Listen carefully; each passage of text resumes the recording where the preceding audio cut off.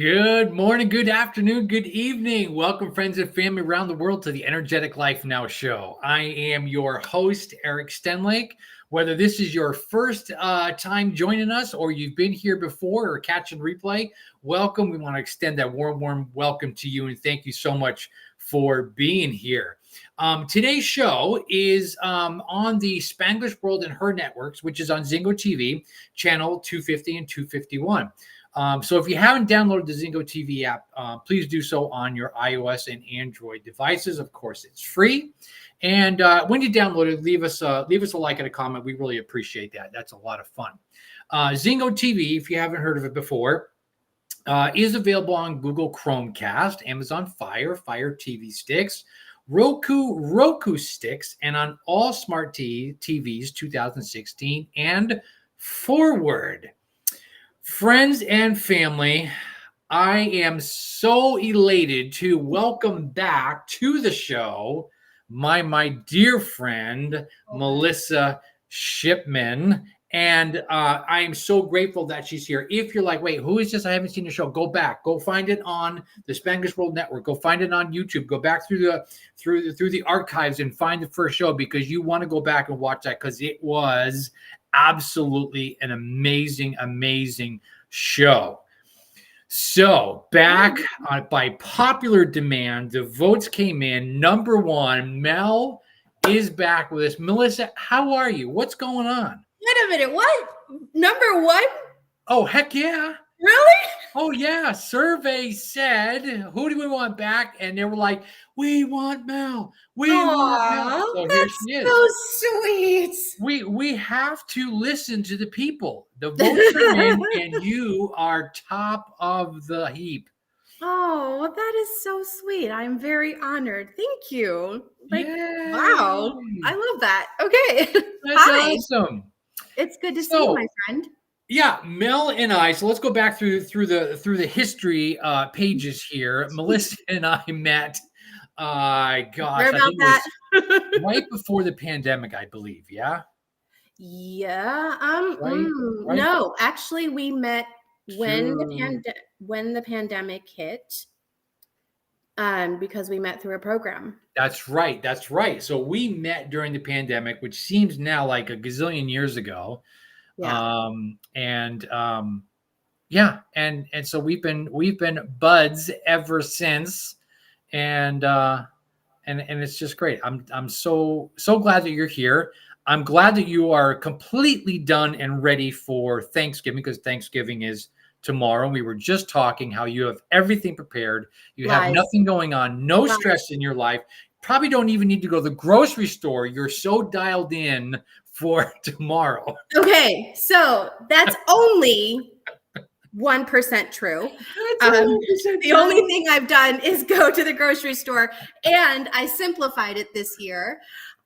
So in order to do my part of the dinner preparations, which is making all of the side dishes. One of the things that I do every year actually is I create dishes by color. So just to make sure I have a variety of color on the table, and to make sure that there isn't too much of one type of thing and not enough of another. So it's actually the same way that I did when my kids were babies and I was starting to feed them table food and like vegetables and stuff. I fed them by color. So they got to, they did the greens, anything green, anything orange, anything yellow, anything, whatever. Sure. And that's how I started tracking like what they were learning to eat and stuff like that. So tip for new parents, when you get to the 6-month age and you're starting to introduce big people food, do it by color. It makes it a whole lot easier. And then when you go back to the doctor to report what they've tried and tested, you can just literally list things off by the color. So I did the same thing. I did the same thing with Thanksgiving, Christmas. I just make sure I have a green, an orange, a yellow, a red, and all of that stuff. And then I grocery shop accordingly. But this year I stepped it up a notch. And I ordered the groceries online so that I didn't have to spend, 2 hours, 3 hours running around town trying to get everything. And then just went to go pick it up when it was ready, and then grabbed a few more things from a different store, and I was done. So That is fantastic. I love it. I yeah, love it. And I love that you're talking about eating from the rainbow as Dr. Daniel Amen talks about eating from the rainbow, and why? Absolutely. Because there's different nutrients in each of the colors of your veg and things that you're eating. So I love that you're doing that. And thank you for saying, hey, new parents, if this is you and you're in that boat, like, hey, do that. I remember Jen and I doing that. We would go buy our veg. Of course, we buy the organic, and we pureed everything. Yes. And put them in ice cube trays. Yep. And froze them, and then you just pop out that one little cube, and bing, bang, boom, and there you go. And easy way. That's an easy way then to figure out what your kid likes. Exactly. Right? And Exactly. Instead of wasting that whole jar, which is how much. If it's something they're not liking, heck, I'm going to eat it. Yeah, exactly. So, just pureed. It's not baby. It's just pureed. That's all it is. So Right. that's great. I love it.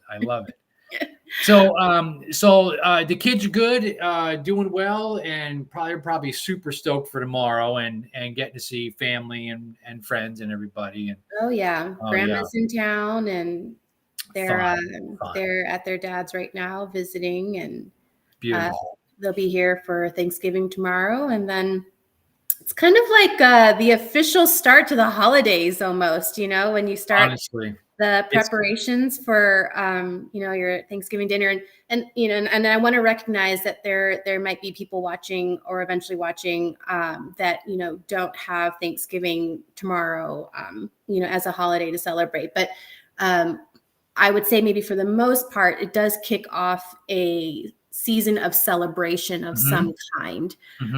So I think it's important to just sort of call out, like, what are the things that we are, doing because of routine or out of rhythm, out of habit, that we do these things that may not be the best use of our energy, of our time, of our resources.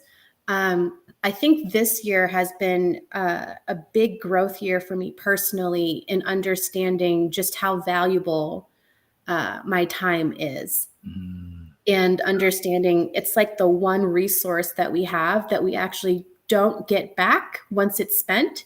And we don't necessarily can expand or increase the amount of time that we have. I can't, necessarily add another 10 years to my life by, spending, a year doing something. And so it's just sort of like this finite resource that we have. And when we're not conscious of the ways that we incrementally spend it every day that we are alive, our life goes by, and then we're like, what have I been doing? So I've been a little more conscious this year of how and where I put my time. I'm not saying that I've perfected or found some sort of strategy per se, but that's kind of the journey that I've been on, is understanding, like, how can I challenge myself and think differently about doing something like grocery shopping for the holidays, for a holiday dinner. Sure. And freeing up, my time or my energy to do something that's maybe more important, might bring me more value, or at least bring me more meaning. And so that's just stuff I've been working on. I love it. And you know what, just listening to you explaining, that, and for me too, I think that journey has been really eye-opening the last few years for me as well. Really truly understanding where I'm investing my time and why. Yes. And getting to that understanding of what is valuable energy spent and invaluable energy spent. And then having that coming back to me as in me accomplishing something that I'm setting out to do or wasting the time. Yeah. And I think that's, I love that, because it's like you just said, I had groceries delivered, right? So when I do that, that's valuable time I'm spending doing this for a few minutes of quickly scrolling and tapping. I need these things to allow me to do that. I think that's so smart. Yeah. I think to your point, Eric, I think we've all been, or a lot of us, because of the pandemic, have been asking this question to ourselves about what is it that I'm supposed to be doing with my time, or what is a better way to use my time. And I think it really boils down to understanding what is most meaningful for us. What really means the most, so that when you, like, to your point, when I'm looking at how I'm spending my energy, is it valuable or was it not valuable? It's really based upon what is a value of yours and what means something to you, that you can decide whether or not that action, that behavior, that time spent was valuable or invaluable, or, and just not a good use of it. And we think about the holiday season and we get lost, in this rat race, if you will, of, Honestly. like getting the best deal on Christmas presents, or, getting a lot of, like, holiday get together invites, and you feel compelled to, like, say yes to every one of them. And just the hustle and bustle of the holiday season, I think, has become a part of our society's culture. And it perpetuates this cycle of running that we do the entire year.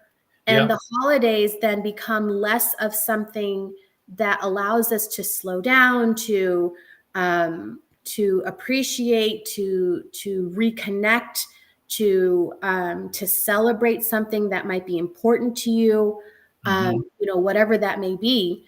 And it becomes more of this reason, or an intensified season of trying to get your attention so that you can, get this or get that. And it's just like, wait a minute, let's redo the holiday season. I woke up this morning, Melissa, and I had I don't know how many, it was 50 something advertisement emails. Yep. 2 and 3 from the same companies. I know. And I'm like, here you go. It's begun, right? It's all the pre-Black Friday. And man, oh man, oh man. And I love that you're saying we can get so lost in the downhill slide, if you will, because it feels like it just picks up steam between now and the next few weeks. For and sure. We get to Christmas is done, and we sit there the next day and go, oh my gosh, what just happened? Right. What just happened the last, seriously, like 6 weeks? Yeah. I'm exhausted. Now what? Well, I'm just going to wait till we come around and do it again next year. Yep. And, exactly. I really want my time to be spent, meaningfully and with purpose. Yeah. And I think that's something we can explore today. Like, what exactly would that look like? What would your holiday season look like if you were a little more intentional about where your energy is going? Sure. What you're saying yes to. I've been saying this to the leaders in my classroom lately, that it's a little like risque for them, because they're all in corporate America and everything, and and I tell them, I say, one of the things I might encourage you to try is to increase the quantity of your no's. Because when you are comfortable saying no more often, the increase of that number actually increases the quality of your yes. Because when you do decide to say yes to something, there's more meaning and value to that response, because it's not so easily given to every little thing. And, there's been some like, oh, I don't know if I can do that at work, but it's like, okay, but you got to give it a try, because if you're finding yourself stretched thin, burned out, raising your hand for everything because you want to be the superstar at work, or you want to be the team player, or you want to be next in line for a promotion, but you get promoted and you're done. You're wasted inside, was it worth it? And so if we think about that in terms of even just the holiday season, what do you say yes to? Yes to hours of online shopping so I can find the best deal. Yes to, saying yes to every, holiday invitation that you get from friends and family or the neighborhood. Yes to doing this and doing that and everything and arranging all this stuff. And then it's like, okay, but where is the yes to, taking time to like activate your senses? Yeah. And using the holiday season to like engage other parts of your body, other senses that don't necessarily get used on a regular basis any other time of the year, because it's a different rhythm and a different cycle. Trying out a new cookie recipe and just really savoring the act of learning how to do something with a pastry or a bread or a cookie or something, or trying a different flavor profile, or getting in the kitchen with your kids and not having anything else on the agenda but to try to do something fun in the kitchen, however long it takes, and making it an entire experience. I think this is where we lose sight of the opportunity that the holiday season brings us, is that it doesn't have to just be this, like to your point, fly by night thing that we just go through over the course of several weeks. Right. But it can really be an experience for us that actually gets drawn out over several weeks. And it just really depends on what you're saying yes to. So even just taking more time to be outside in nature, like if you're able to even just sit outside in your backyard or go for a walk, and just get in the grass or get in the snow wherever you live, just get as close to the earth as you can, and take that time to ground yourself and reconnect yourself with the outside world. There's a thing that we at work that we share with our leaders. It's called time confetti. And it's the idea of using those small scraps of time that you have every day, the 5 minutes in between your meetings, the 32-minute drive home that you have on your commute. It's using those small scraps of time that are scattered throughout your day to actually do something for your energy. And spoiler alert, scrolling on Instagram and Pinterest and Amazon and Etsy is not energy giving. Right. They're distractions. And it's those things are allowing you to be distracted from doing something that you actually need to address within yourself. Absolutely. So, I think just like those small ways of like, how can I insert time for myself, even if it's just for a few moments, maybe where I can think about a really meaningful question for my life or for my future or for the next year. And just taking a little bit of time to write down thoughts or pray out loud or something, or go on a walk and just think about it, or take a bubble bath and actually just soak. Exactly. I love talking about this, because for me, I want to be intentional of where my attention goes, because it's then where that energy begins to flow out of that. And for me, I love how you're calling it the confetti. I'm gonna remember that one. For me, I call it my small moments of joy activation. So for me, like Christmas lights, these little things, those are major joy activators for me. Yeah. Right? I developed that as tradition when I was a kid. Mm-hmm. So in the living room, of course, you're gonna laugh. I already got my Christmas village set up. The Christmas tree is up and decorated.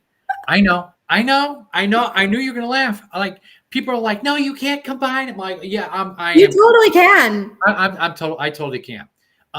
Because for me, when I click on that switch and those lights come on that tree, that is such an activation of joy. Yeah. Yeah. And so now I sit there and now I start scanning the tree, right? Yeah. This is tradition. I started doing this when I was a kid, and I scan the tree and I look at the ornaments, and I remember time periods, I remember people, and I remember places, and I go back through those memories, and I'm like, oh my gosh, that was great. Oh, I remember this. This ornament was made by my aunt, or this one was this, or that one was that. And I carry that tradition on with my kids. And so every year I buy them each an ornament of an event or something that happened throughout the course of that year. Yeah. Some of it's like super goofy and it's really funny, but it was something that happened to them that year. Yeah. And so Emerson, our daughter, just moved out. And last night she has this little tree. It's about this tall. I love it. Hysterical. And she's putting her My Little Pony on there because that was from when she was a little girl, all into My Little Pony. Love it. This went on and that went on and that went on. And she's like, oh, Dad, I really love this one. I know your aunt made it. Can I put it on mine? Yes, you can put it on your tree. And so, as we're thinking about our traditions, friends and family around the world, you're thinking about this holiday season. What are the traditions that activate joy? What are those traditions that are those confetti moments of your everything's busy and going 100 miles an hour? Can you slow down enough to intentionally put your attention into that moment in the present to say, oh my gosh, that was such a blessing. That was such a moment of joy for me. I am so grateful for that past memory, the ability to be in the present and then take that joy into the future.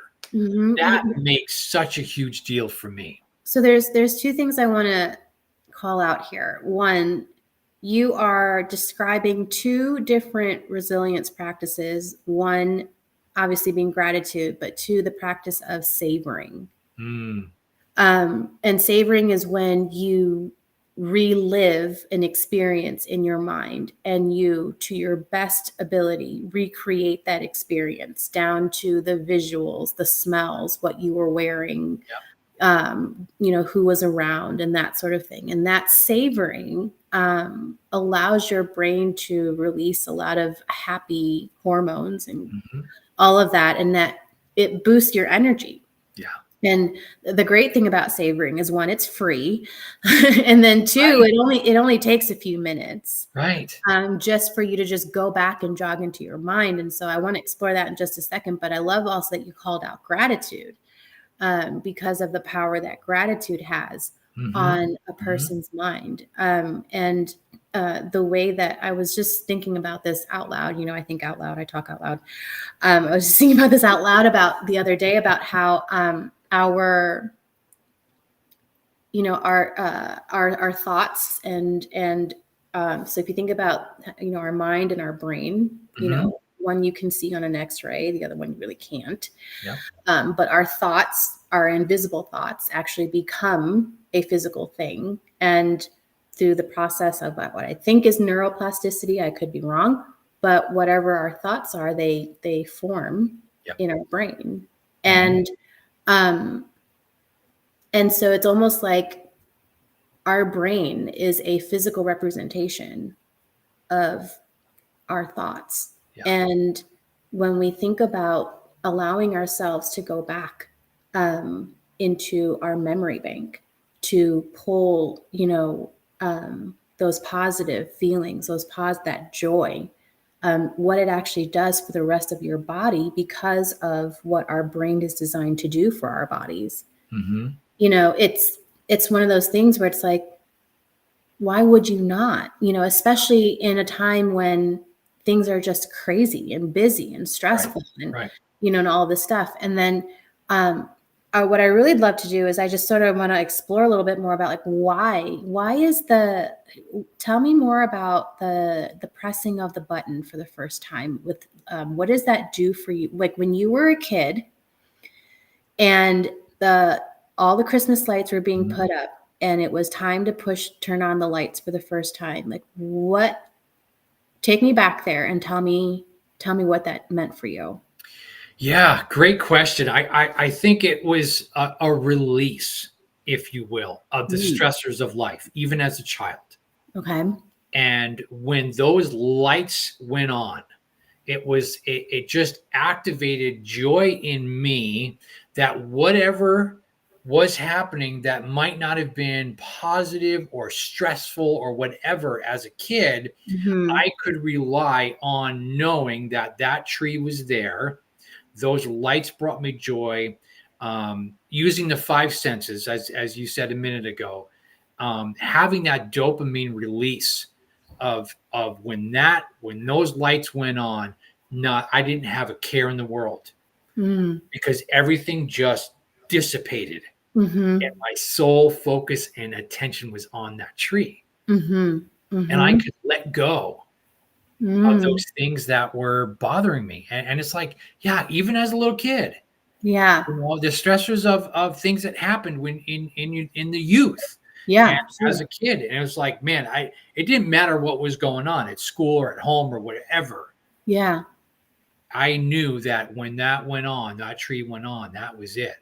Yeah, and it just, I don't know, the shining lights, the twinkling lights, it just became that emotional center and core of joy for me. Yeah. I like that because you're helping me to understand in a way that seeing those lights come on was a signal for you to shift your focus off your pain and onto peace. Yeah. And that while that and seeing it come on for the first time every year is more meaningful because it was, to your point, the activation of a period of joy and peace. Yeah. And I think that is something you've actually carried throughout your life's work. You do things, in the few years that I've known you, you do things to activate periods of joy and peace in people. So I think I understand you a little bit more now, and why you do what you do. So that's a little bit more insight into Love it. Eric's internal drive. Yeah. And I mean, with all the conversations we've had throughout the last few years with everything, it's almost like today's broadcast is just a public visibility of what we talk about on because we get together normally and just like, hey, what's going on? And we start. It's just Wednesday for us. I mean, it's just Wednesday. We happen to be here. I don't know. But yeah, you quickly jump to things that allow people to shift their focus from pain onto peace. And even if you think about the program that we met through and the intentions in which we were going to, use all of that stuff. Right. It was to help people get out of their pain and into their peace. Yeah. Yeah. And so I love that you have found ways to do that for yourself and for others in small and big ways. So small things like putting lights on your tree and setting up your children to do the same for themselves in their own way, in their own space, to the work that you actually do as a coach. It's pretty powerful. Oh, pretty thank you. powerful. Thank you. That was so nice to say. Thank you. Yeah. And friends and family, wherever you are around the world today, or as you're watching this, I want to encourage you to find your own confetti moments, or as Mel said, the confetti of those joy moments that time of which you can really activate your five senses and bring into you something that makes you feel really, really good in those moments of stress and those times of things being hard. Listen, this is Thanksgiving week here in the US, 2023. Like, there's a lot of heaviness in the world right now. A lot of heaviness. Yeah. And it's easy to get wrapped up into everything because I feel the pain that's going on with people, and I wish I could do more, but I'm pretty far away from these things that are happening, and I wish everyone this week, and wherever you are watching this live or the replay, to find those moments of joy. And I'm inspired. I'm absolutely inspired by seeing people at the brink of despair saying, finding their joy in those moments. And I'm like, how can you find those joy in something so horrible, so painful as losing a loved one? And it's like, that's the place that Mel and I are talking about right here, is getting into moving from that pain to the peace, and really understanding at the psychological and subconscious levels of what it would take for me to get into that place of peace, and having those joy moments and activating joy even when things are really, really challenging. Yeah, absolutely. Absolutely. I appreciate that you called out, the reality of what's happening in our world. There's a lot of really heavy stuff, and it's easy to give into the despair. It's easy to stay in a place of anger and resentment and hostility because of how ongoing it is, and because of the devastating effects and the profound impact recent events have had on people's lives, of their world, their neighborhoods, their everything. And it forces us to again rethink life over again. What does life look like now when I'm looking at a bunch of rubble that used to be my neighborhood, my school, my place of employment, my home, and it's a shock. It's a shock on our bodies, and I think I think those are the situations where you have to love yourself enough to not allow the pain that you've experienced and that you're feeling in your body to stay there, because if you allow that pain to take residence in your body, then pain becomes the body that you live in. And so when you can, in your mind, get to a place to where you can think about shifting your focus from the pain to your peace, Eric and I certainly encourage you to do your best to do so. That's a good point. It's it just really makes you appreciate things a whole lot more, and a whole lot different things that we might take for granted. And I think for me, my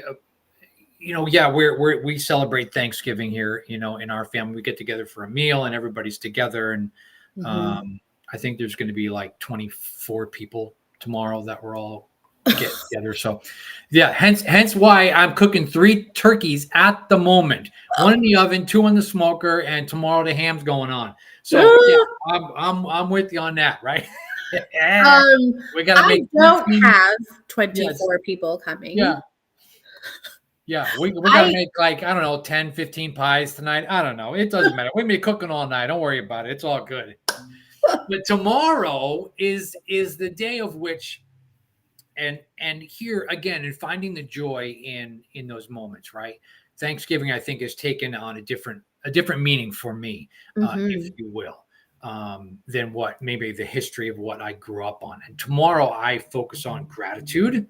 I focus on me, what I'm grateful for, the impact that life has had on me, the impact that I've had on others in this year. And again, going back to that, am I focused in the right direction? Is that attention that I'm focusing on going to continue to be in that place of which I can bless the lives of others and be blessed in return?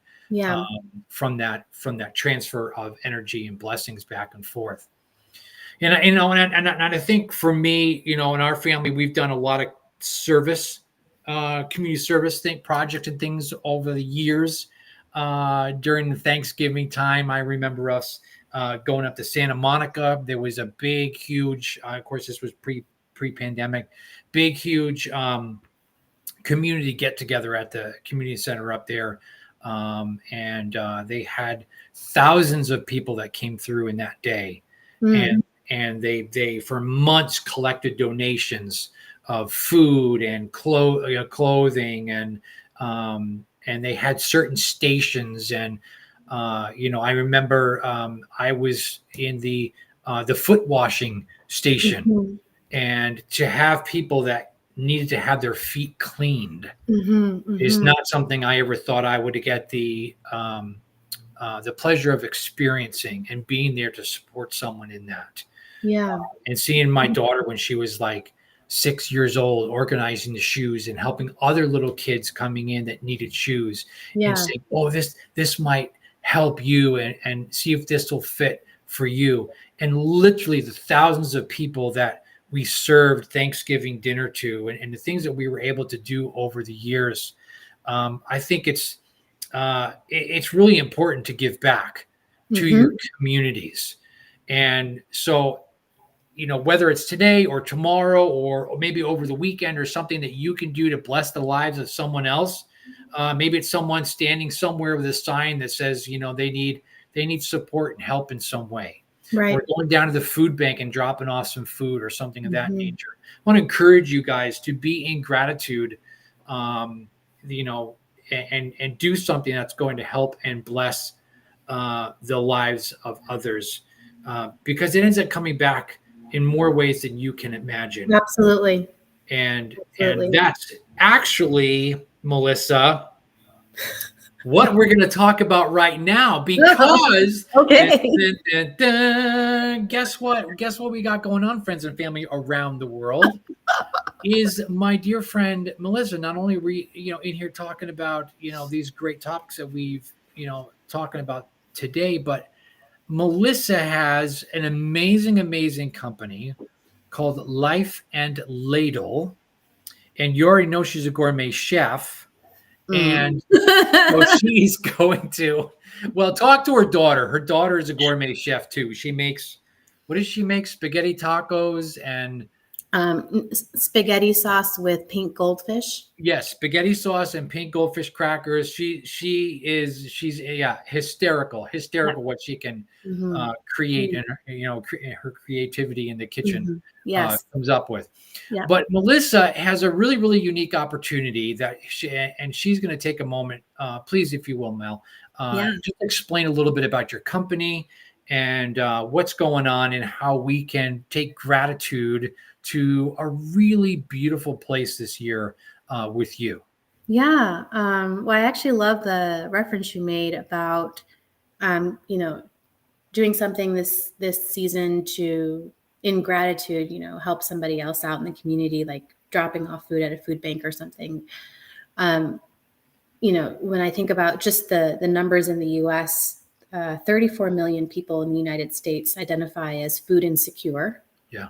Meaning they don't have access to or ability to access enough nutritional food on a regular basis. And of that 34 million, 9 million of them are children in the United States. And that's just a very heartbreaking number. Right. And then also even going back to us, starting our friendship in the pandemic, I started Life in Ladle in the pandemic. We're actually turning 3 next week. Wow. So I'm so really excited about that. And I can say we now because I have, I have team members. So that's so cool. I love it. It's like, yay, I'm not celebrating alone anymore. So great. But we are a social impact organization. We work to eradicate hunger and food wastage. And right now we're just very focused on the hunger relief effort in our community. We have been developing products that our customers absolutely love, and for every purchase you make, it puts dinner on the table for a hungry family. Wow. It's been a very rewarding, meaningful experience. When I launched my first candle line in 2021.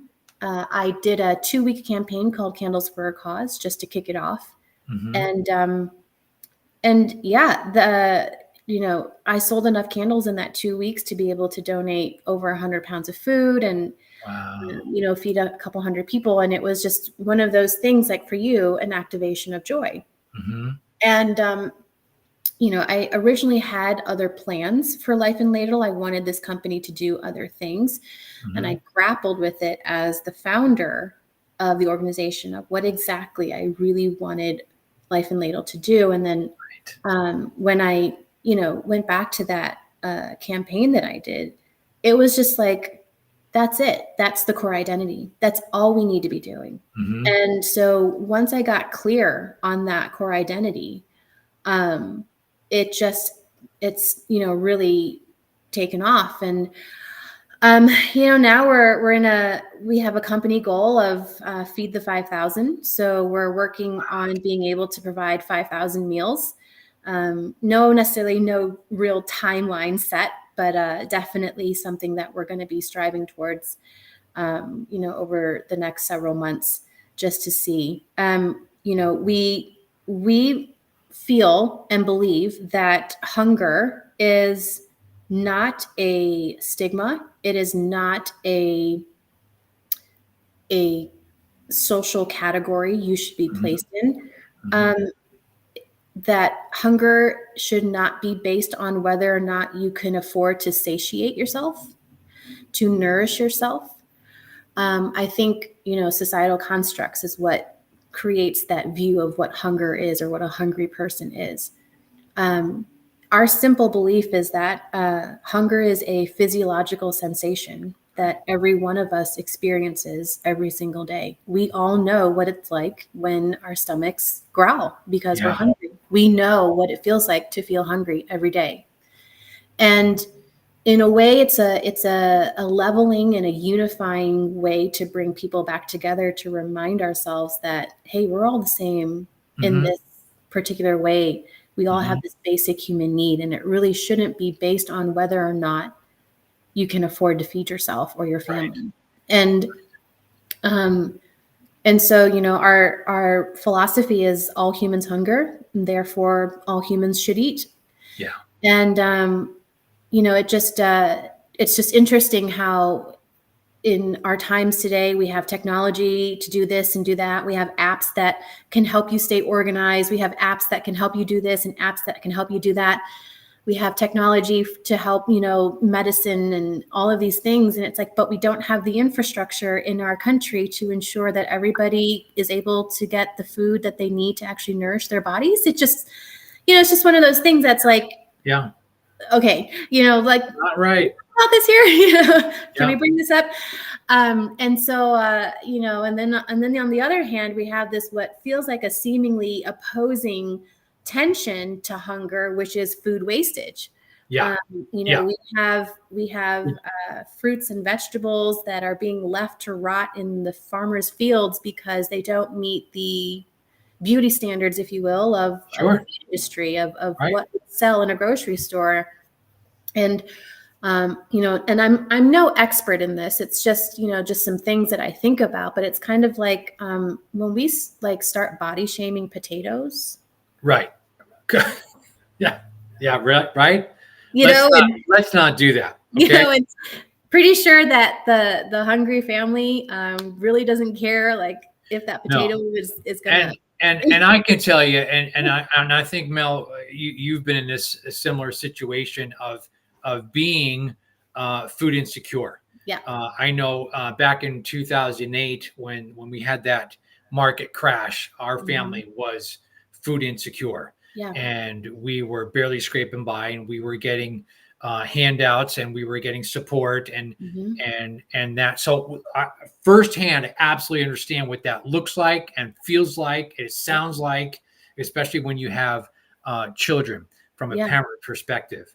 And so, Mel, tell us about the products that you have, because look what came in the mail yesterday. Yay! We're going to have the big reveal. But before we do that, Melissa, tell us what you have for us. Yeah. So I have a pretty well developed candle line now, or 2 years in. I have hand poured artisan candles that my candle maker is just a beautiful genius on. Wow. We use clean essential oils, soy wax blend, so everything is family friendly, pet friendly. We don't use any like chemicals or toxins or paraffins or anything like that. Everything is literally poured by hand, cured, and everything for a specific amount of time before we release it for sale, just to ensure that everything is well infused and distributed, and that the burn throughout the candle is even throughout the life of the candle. So, I actually spent a year understanding the science and art of candle making before I released the first line. But for every candle you purchase, it puts dinner on the table. So one of my smaller 4-ounce tins, which are really good for maybe small spaces, or if you travel and you like to have candles with you while you travel, those would feed a family of 2. And the larger size that Eric is about to open, that actually feeds a family of 4. But then I also have what I've developed, some sweet self-care gift sets for both men and women. And those actually would feed a family of 6. Wow. So the self-care gift sets, they have a scent, a soap, a salt, some sweets, and they come wrapped in a scarf. That is so cool. I'm all about sustainability here. So and yes. Look at this. Look at this. What does everybody get one of these, or was this special for me? So every online order receives a customized hand-drawn thank you note from my daughter, Ellie, who is our Chief Gratitude Officer. And the fun Gratitude Officer. Yeah, so she's responsible for writing our thank you notes. So I sent you our #1 holiday seller. It's our Cranberry Woods. So go ahead, tell me. Oh my gosh. Cranberry Woods. Yeah. Let's see.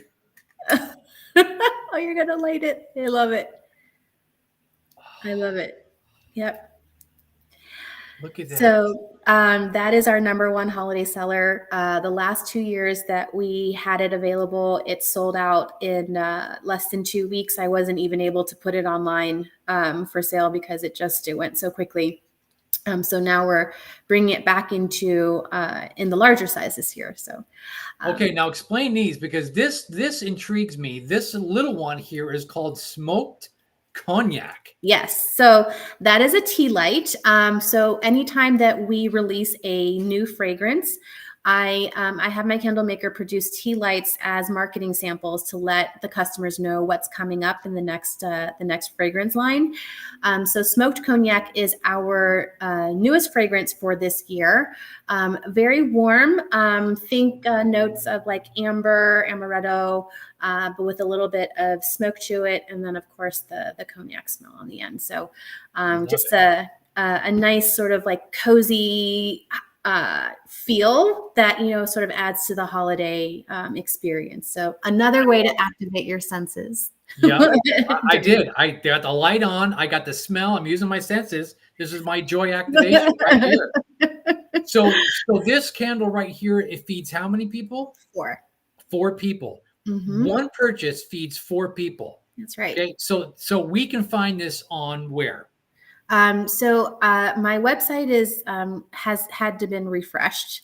Yeah. So we're going to be activating, turning that back on within the next couple of days in anticipation of the holiday season and things like that. But I'm going to warn you now, that fragrance and my Cozy Nights is already in low stock. So I have a very limited number of candles of those 2 fragrances. So once you see it online, snag yours now because it's lifeandladle.com. Yeah. Lifeandladle.com. Yeah. So go get yourself a candle, feed people, give it as gifts, and say, hey, listen, this is a gift for you. And as a second part of the gift is you were able to support 4 people eating tonight. Yes. That is a gift and gratitude all wrapped up in one. And I highly you guys, this smell, I wish you could smell it. This smells so stinking good. I am so excited about this. I'm going to have it burning 24 hours. I'm going to go order like 5 more because this is amazing. I absolutely love this. Melissa, thank you so much for joining me today. Again, go get these, lifeandladle.com. Grab yourself some candles, give them as gifts, feed families in as well. And let's help bring some joy to other people this holiday season. Thanks again, Mel, for joining us. You guys, friends and family of Energetic Life Now, thank you so much. Love you guys. Thank you. This show can also be heard on the Spanglish Radio Network. Please check it out at spanglishworld.ca for all the news and programming. Spanglish World, watch it, hear it, read it, download it, live it. Thanks, you guys, for joining us. Love you. Be safe. We'll see you soon. Happy holidays.